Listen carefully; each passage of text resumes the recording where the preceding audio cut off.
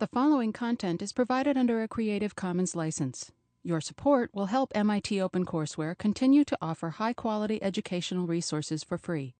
To make a donation or to view additional materials from hundreds of MIT courses, visit MIT OpenCourseware at ocw.mit.edu. So last time we've seen the curl of a vector field with components m and n. We defined that to be n sub x minus m sub y. And we said this measures how far that vector field is from being conservative. If the curl is 0 and if the field is defined everywhere, then it's going to be conservative. And so when I take a line integral along a closed curve, I don't have to compute it. I know it's going to be 0. But now let's say that I have a general vector field. So the curl will not be 0, and I still want to compute a line integral along a closed curve. Well, I could compute it directly, or there's another way, and that's what we're going to see today. So, say that I have a closed curve C, and I want to find the work. So there's two options. One is direct calculation, and the other one is Green's theorem.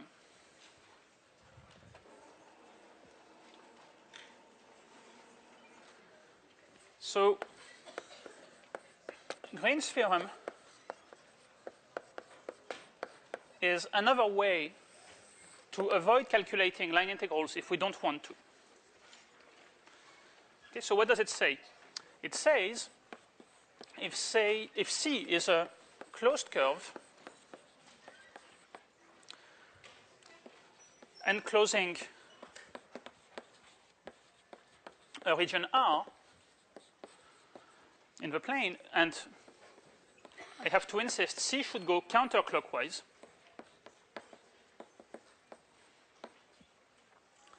and if I have a vector field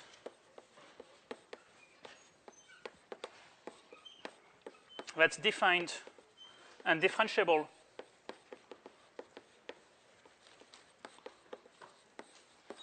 everywhere, not only on the curve C, which is what I need to define the line integral, but also on the region inside,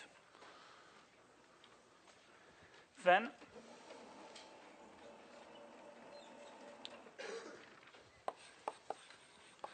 the line integral for the work done along C is actually equal to a double integral over the region inside of curl F dA.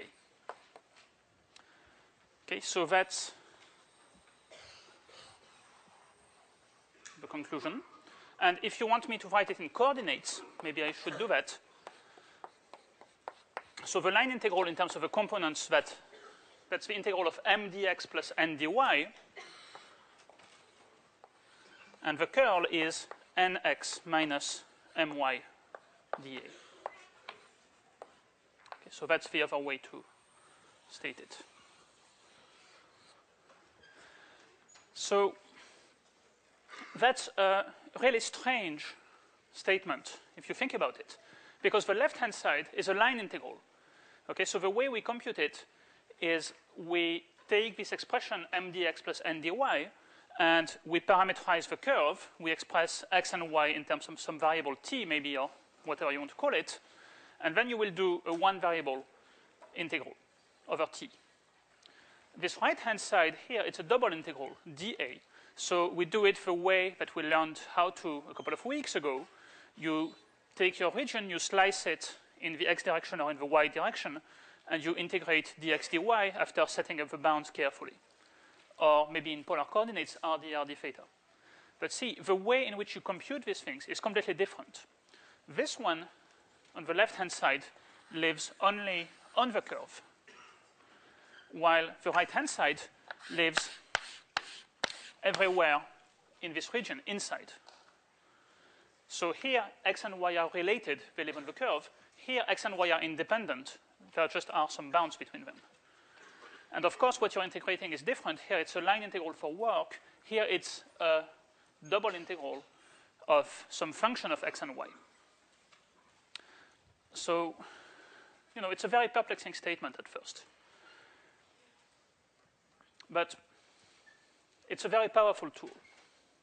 So we're going to try to see, how it works concretely, what it says, what are the consequences, how we could convince ourselves that, yes, this works, and so on. That's going to be the topic for today. Any questions about the statement first?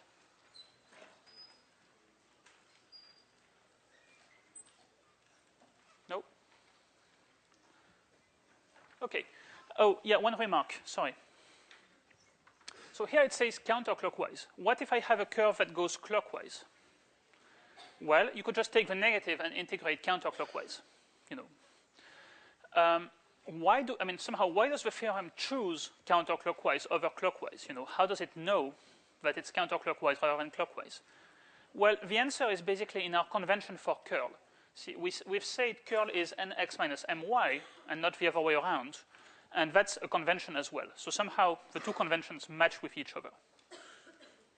That's the best answer I can give you. So, if you met somebody from a different planet, they might have Green's theorem with the opposite conventions, with curves going clockwise and the curl defined the other way around. Probably if you met an alien, then I'm not sure if you would be discussing Green's theorem first, but just in case,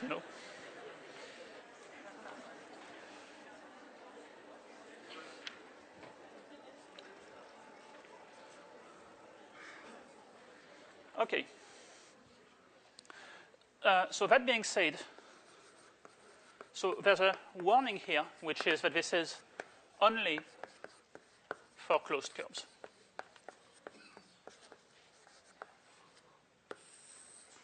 Okay, so if I give you a curve that's not closed, and I tell you, well, compute the line integral, then you have to do it by hand. You have to parameterize the curve.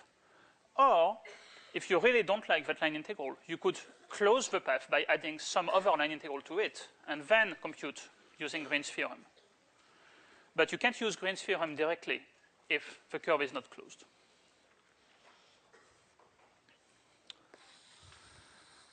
OK. So let's do a quick example.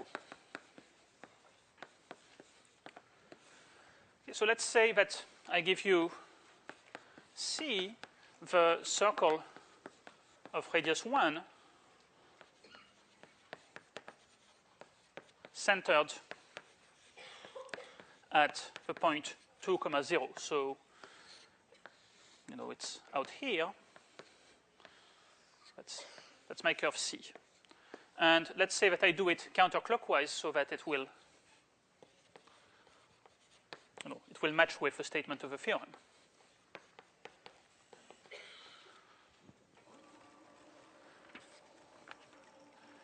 And let's say that I want you to compute the line integral along C of y e to the minus x dx plus 1/2 of x squared minus e to the minus x dy.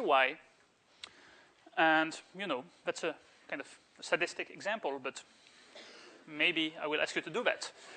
So how would you do it directly? Well, to do it directly, you would have to parameterize this curve. So that would probably involve,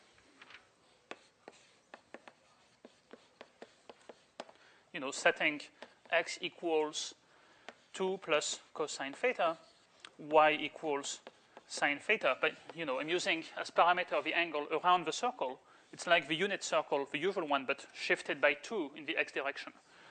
And then I would set dx equals minus sine theta d theta. I would set dy equals cos theta d theta. And I would substitute, and I would integrate from 0 to 2 pi. And I would probably run into a bit of trouble because I would have these e to the minus x, which would give me something that I really don't want to integrate. So instead of doing that, which looks pretty much doomed, I'm going to use Green's theorem.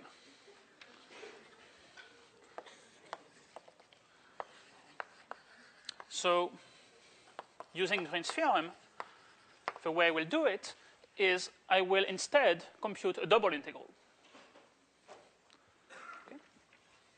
So I will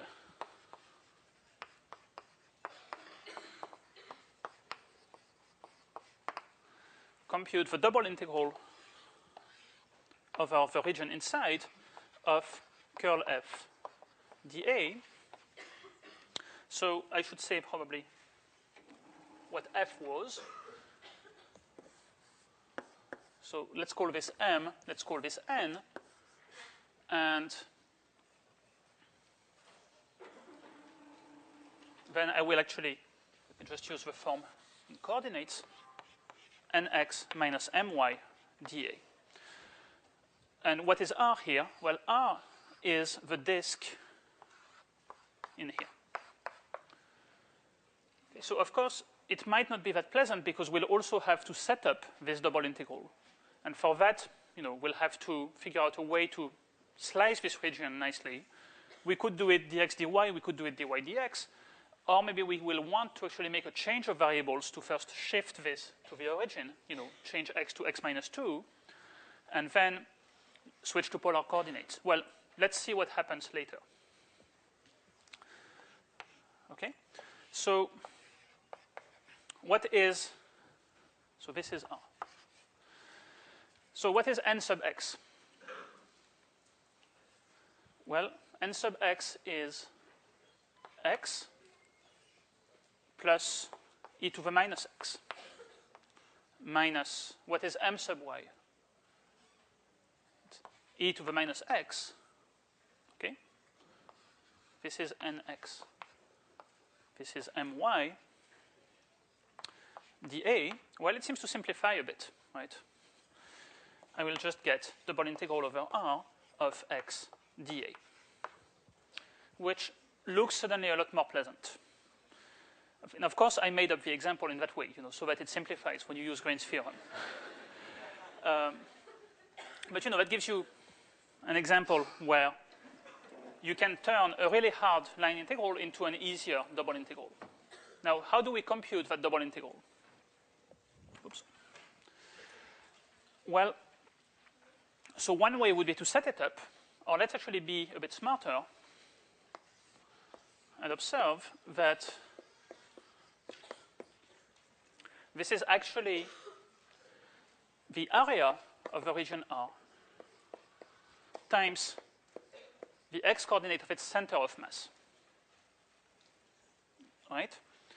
If I look at the definition of a center of mass, it's the average value of x, so it's 1 over the area times the double integral of x dA. Well, possibly with the density, but here I'm taking uniform density 1.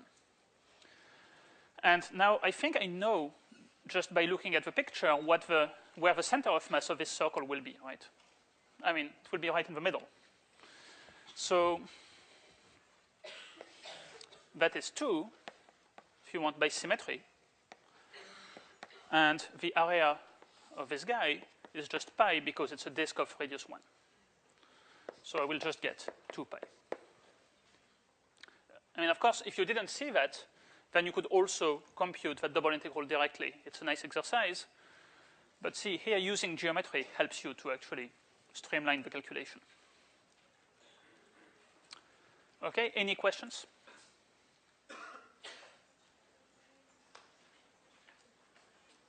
Yes?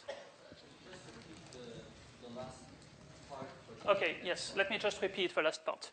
So I said we have to compute the double integral of x dA over this region here, which is a disk of radius 1 centered at this point is 2, 0. So instead of setting up the integral, with bounds and integrating dx dy or dy dx or in polar coordinates, I'm just going to say, well, let's remember the definition of a center of mass. It's the average value of a function x in the region. So it's 1 over the area of the region times the double integral of x dA.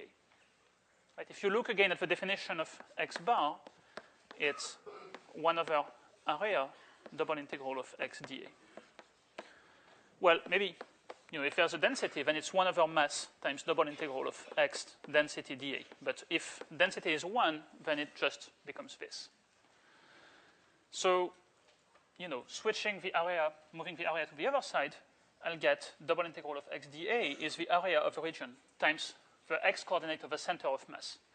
The area of the region is pi because it's a unit disk, and the center of mass is the center of the disk, so its x bar is 2, and I get 2 pi. Okay. Now, I didn't actually have to do this in my example today, but I thought that would be good review. It would remind you of center of mass and all that.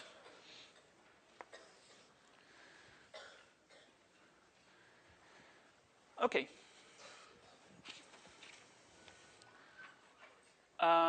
Any other questions? No. Okay, so let's see.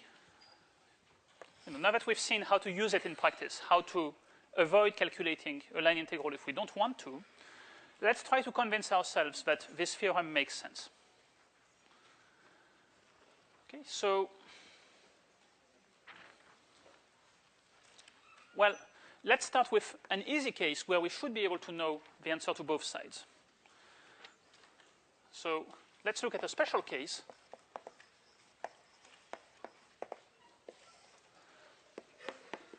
Let's look at the case where curl F is 0.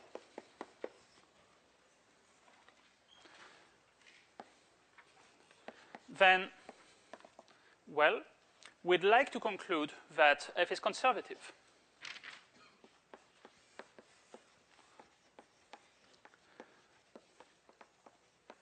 That's what we've said. Well, let's see what happens.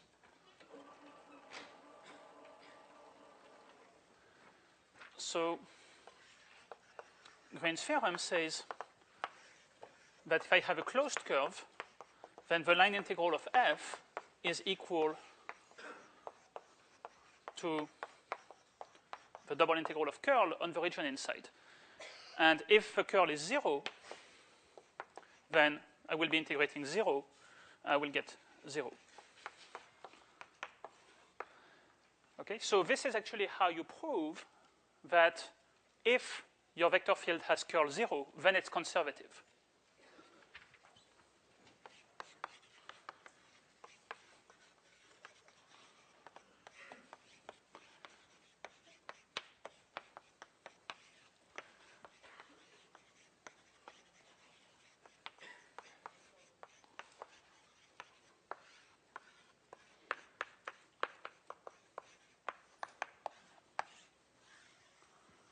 Okay, so in particular, if you have a vector field that's defined everywhere in the plane, then you take any closed curve, well, you will get that the line integral will be 0. Strictly speaking, that will only work here if the curve goes counterclockwise. But otherwise, just look at the various loops that it makes and orient each of them counterclockwise and sum things together. So let me state that again.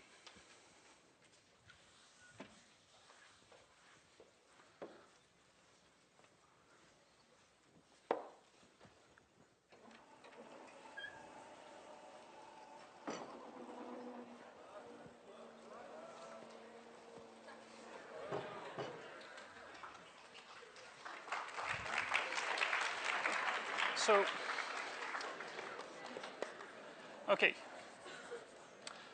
So a consequence of Green's theorem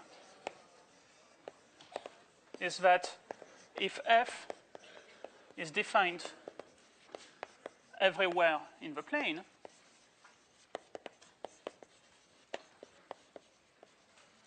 and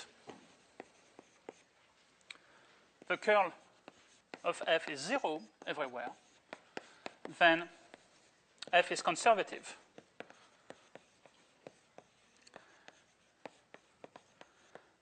And so this actually is the input we needed to justify our criterion. The test that we saw last time saying, well, to check if something is a gradient field, if it's conservative, we just have to compute the curl and check whether that's 0. Okay, so how do we prove that now carefully? Well, you just take a closed curve in the plane. You switch the orientation if needed so that it becomes counterclockwise. And then you look at the region inside. And then you know that the line integral will be equal to the double integral of curl, which is the double integral of 0. Therefore, that's 0. But see, okay, so now let's say that we try to do that for the vector field that was on your problem set, that was not defined at the origin. You know, so if you've done the problem set and found the same answers that I did, then you will have found that this vector field had curl 0 everywhere, but still it wasn't conservative, because if you went around the unit circle, then you got a line integral that was 2 pi. Or if you compared the two halves, you got different answers for two paths that go from the same point to the same point. So, you know, it fails this property. But that's because it's not defined everywhere. So what goes wrong with this argument? Well, if I take the vector field that was on the problem set, and if I do things,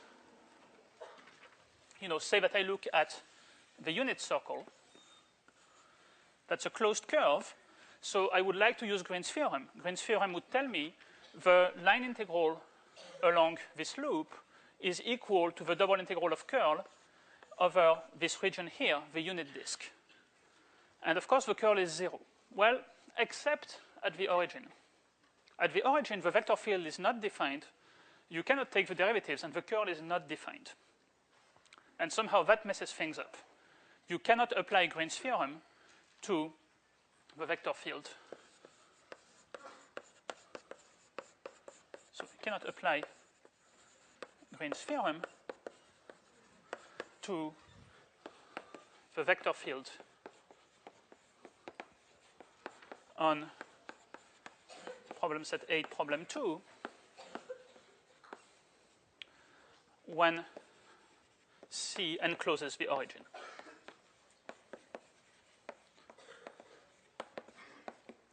And so that's why this guy, even though it has curl 0, is not conservative. You know, there's no contradiction. And somehow you have to imagine that, well, the curl here it's really not defined, but somehow it becomes infinite, so that when you do the double integral, you actually get 2 pi instead of 0. I mean, that doesn't make any sense, of course, but that's one way to think about it.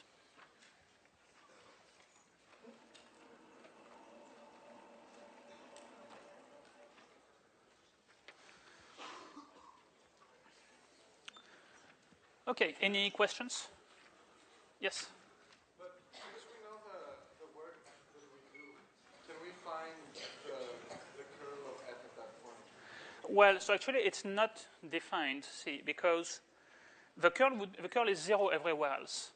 So if the curl was well defined at the origin, you know, you would try to then take the double integral. Well, no matter what value you put for a function, you know, if you have a function that's 0 everywhere except at the origin and some other value at the origin, the integral is still 0. So it's worse than that. It doesn't have, it's not only that you can't compute it, it's really that it's not defined.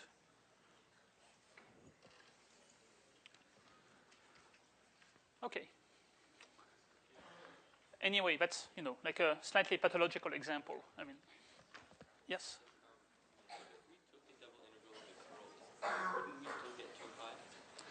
Well, we wouldn't be able to, because the curl is not defined at the origin. So you can't actually integrate it. Okay, so that's the problem. I mean, if you try to integrate, you know, we've said everywhere where it's defined, the curl is 0. So what you would be integrating would be 0. But that doesn't work because at the origin, it's not defined. Yes? If you have a curve that makes a weird shape like a figure 8, does that still work? So if you take a curve that makes a figure 8, then indeed my proof over there is false. So I kind of tricked you. You know, it's not actually correct. So if the curve does a figure 8, then what you would do is you would actually cut it into its two halves, and for each of them you would apply Green's theorem. And then you would still get that, you know, if the curl is 0, then this line integral is 0, that one is also 0, so the sum is 0. Okay, small details that you don't really need to worry too much about, but indeed, if you want to be careful with details, then my proof is not quite complete. But the conclusion is still true. Okay. Let's move on. So I want to tell you how to prove Green's theorem.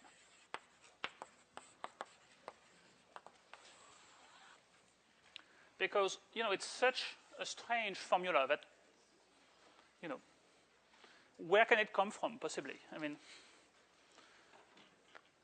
so let me remind you first of all the statement we want to prove is that the line integral along a closed curve of m dx plus n dy is equal to the double integral of the region inside of nx minus my dA. And let's simplify our lives a bit by proving easier statements. So actually, the first observation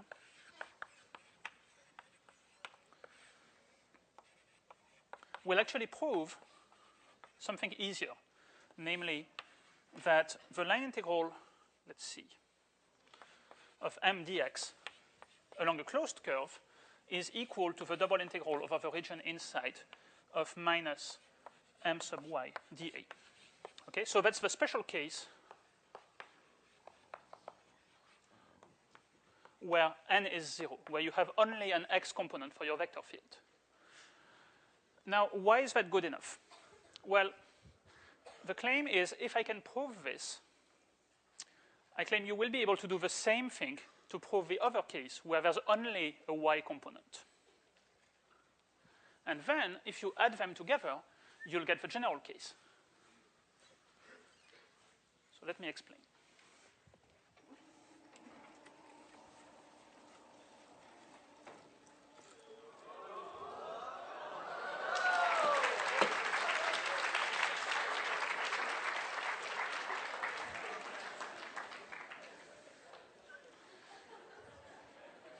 Okay, so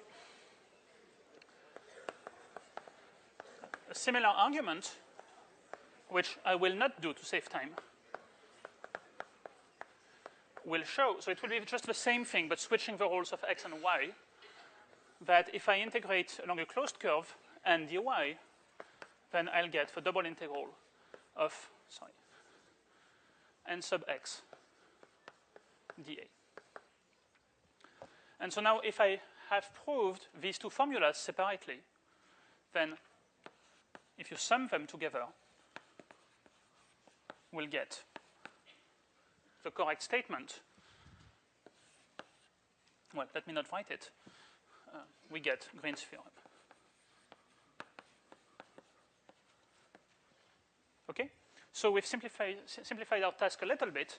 We'll just be trying to prove the case where there's only an x component. So let's do it.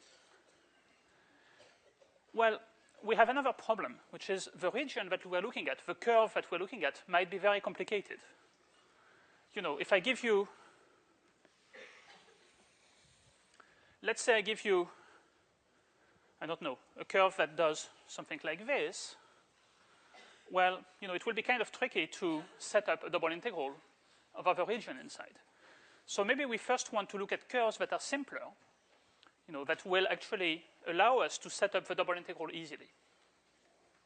So the second observation, so that was the first observation. Sorry. The second observation is that we can decompose R into simpler regions.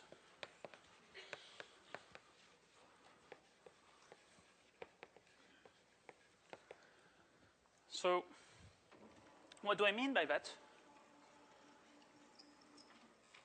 Well, let's say that I have a region, and I'm going to cut it into two. So I will have R1 and R2. And then, of course, I need to have the curves that go around them. So I had my initial curve C was going around everybody. And I have curves C1 that goes around R1. And C2 goes around R2. Okay, so what I would like to say is if we can prove that the statement is true, so let's see, for C1 and also for C2,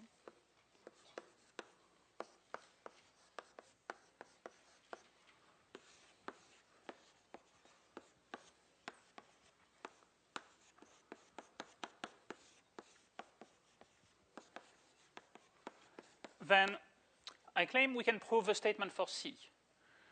How do we do that? Well, we just add these two equalities together. Okay, why does that work? There's something fishy going on because C1 and C2 have this piece here in the middle that's not there in C. So if you add the line integral along C1 and C2, you get these unwanted pieces. But the good news is actually you go twice through that edge in the middle. See, it appears once in C1 going up and once in C2 going down. So in fact, when you will do the work, when you will sum the work, you will add these two guys together, they will cancel. Okay, so the line integral along C will be, so I should say then, it will be the sum of the line integrals on C1 and C2,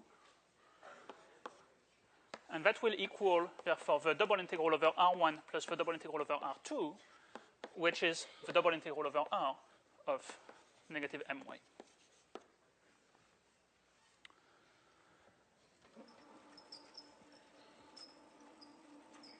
Okay, and the reason for this equality here is because we go twice through the inner part. Well, what do we want to say? For the boundary, well, we go twice, along the boundary between R1 and R2.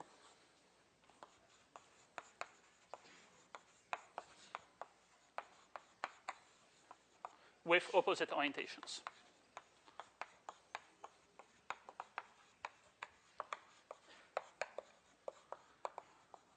So the extra things cancel out.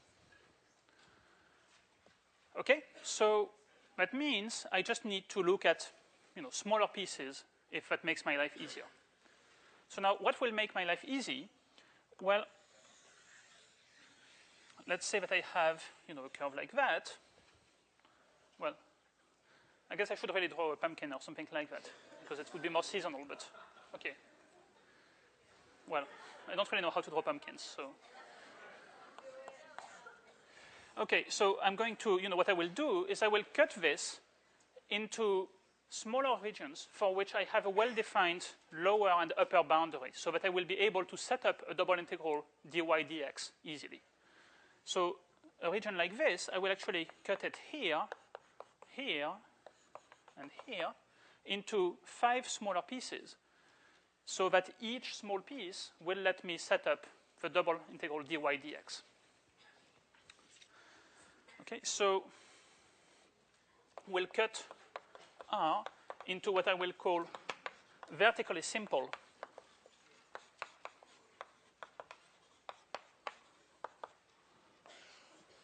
regions. So what's a vertically simple region? That's a region that's given by looking at x between a and b for some values of a and b, and for each value of x, y is between some function of x and some other function of x. Okay? So for example, this guy is vertically simple. See, x runs from this value of x to that value of x. And for each x, y goes between this value to that value. And same with each of these.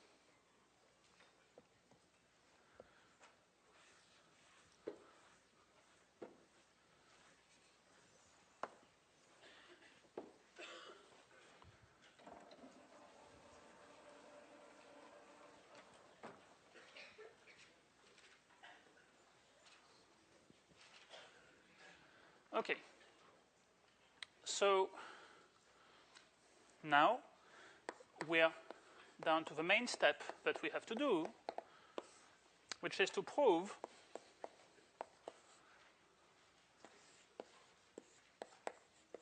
this identity.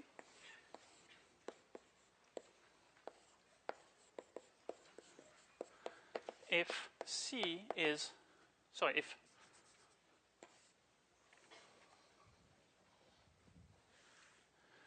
if R is vertically simple,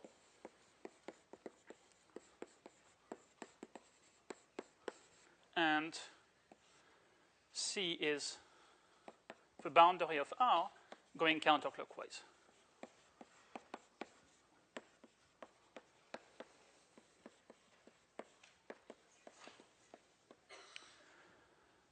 Okay, so let's look at how we would do it.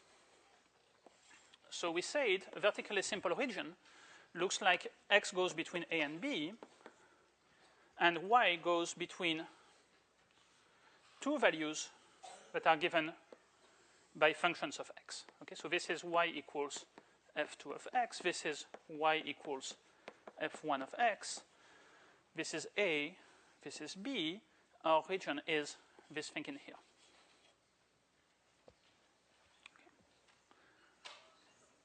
So let's compute both sides.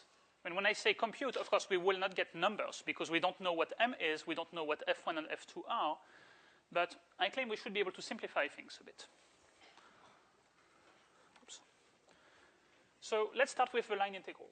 How do I compute the line integral along this curve that goes all around here?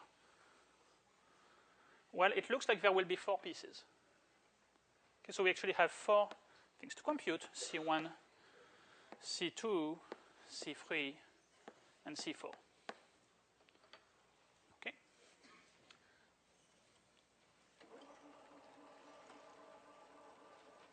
Well, let's start with C1. So if we integrate on C1 m dx, how do we do that? Well, we know that on C1, y is given by a function of x. So we can just get rid of y and express everything in terms of x. Okay? So we know y is f1 of x, and x goes from a to b. So that will be the integral from a to b of, well, I have to take the function m. So, you know, m depends normally on x and y. Maybe I should put x and y here. And then I will plug y equals f1 of x dx. And then I have a single variable integral, and that's what I have to compute. Of course, I cannot compute it here because I don't know what this is. So it has to stay this way. Okay? Next one. The integral along C2. Well, let's think for a second. On C2, x equals b, it's constant. So dx is 0, and you know you would integrate actually over the variable y. But, well, we don't have a y component. See, this is the reason why we made the first observation. We got rid of the other term, because it simplifies our life here. So we just get 0. Okay, just looking quickly ahead, there's another one that will be 0 as well, right? Which one? Yeah, C4 also gives me 0.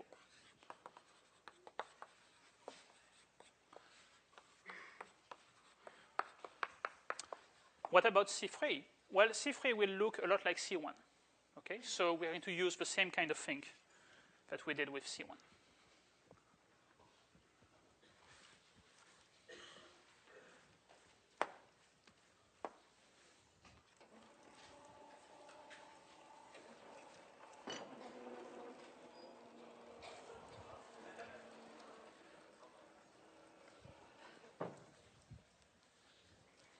Okay, so along C3, well, let's see. So on C3, y is a function of x again. And so we're using as our variable x, but now x goes down from b to a. So it will be the integral from b to a of m of x and f2 of x dx. Or if you prefer, that's negative integral from a to b of m of x and f2 of x dx. Okay?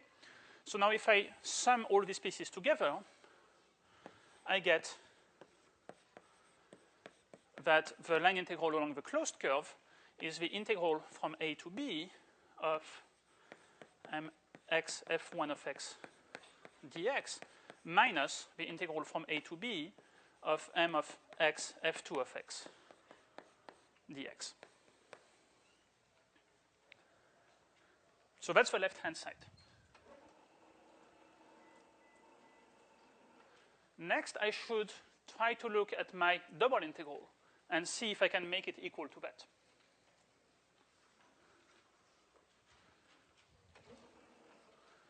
So let's look at the other guy.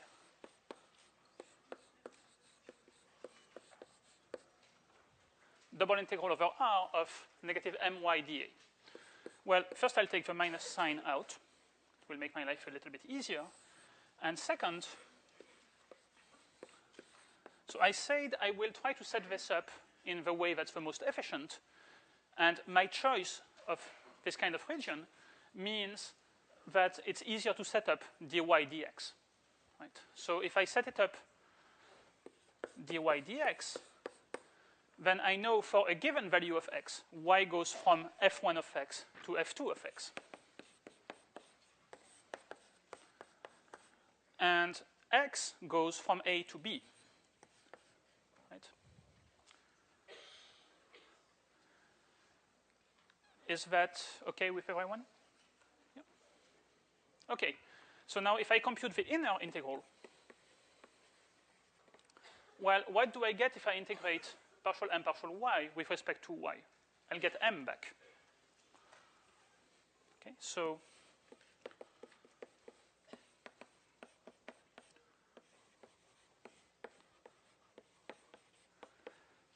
I will get m at the point x f2 of x minus m at the point x f1 of x.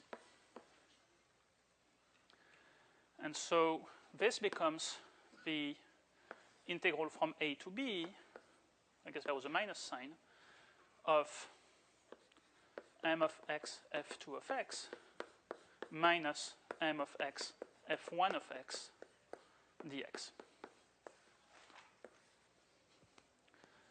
And so that's the same as up there. Okay. So that's the end of the proof, because we've checked that for this special case, when we have only an x component and a vertically simple region, things work. Then we can remove the assumption that things are vertically simple using this second observation. We can just glue the various pieces together and prove it for any region. Then we do the same thing with the y component. That's the first observation. When we add the things together, we get Green's theorem in its full generality.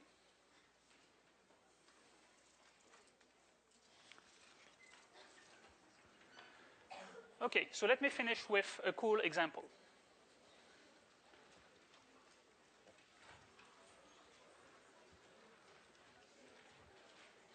So there's one place in real life where Green's theorem used to be extremely useful. I say used to because computers have actually made that obsolete. But so let me show you a picture of this device. This is called a planimeter. And what it does, and what it does is it measures areas. So it used to be that when you were an experimental scientist, you would run your chemical or biological experiment or whatever, and you would have all of these recording devices, and the data would go, well, not onto a floppy disk or a hard disk or whatever, because you didn't have those at the time. You didn't have a computer in your lab.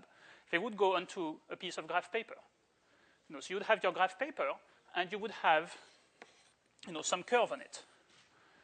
And very often you wanted to know what's the total amount of product that you have synthesized, or whatever the question might be. It might relate with the area under your curve. So you'd say, oh, that's easy, let's just integrate. Well, except you don't have a function. You can put that into your calculator. The next thing you could do is, well, let's count the little squares. But if you've seen a piece of graph paper, that's kind of time-consuming. So people invented these things called planimeters, so it's something where there's a really heavy thing base at one corner, and there's a lot of dials and gauges and everything, and there's one arm that you move. And so what you do is you take the moving arm and you just slide it all around your curve, and you look at one of the dials, and suddenly what comes, as you go around, it gives you complete garbage. But when you come back here, that dial suddenly gives you the value of the area of this region. So how does it work? This gadget never knows about the region inside because you don't take it all over here. You only take it along the curve. So what it does actually is it computes a line integral. Okay? So, it has this system of wheels and everything that compute for you the line integral along C of, well, depends on the model, but some of them compute the line integral of x dy, some of them compute different line integrals. But they compute some line integral. Okay? And now if you apply Green's theorem, you see that when you have a counterclockwise curve, this will be just the area of the region inside. And so that's how it works. I mean, of course, now you use a computer and it does the sums. Yes? How much does it cost? That costs several $1,000s, possibly more. So that's why I didn't bring one.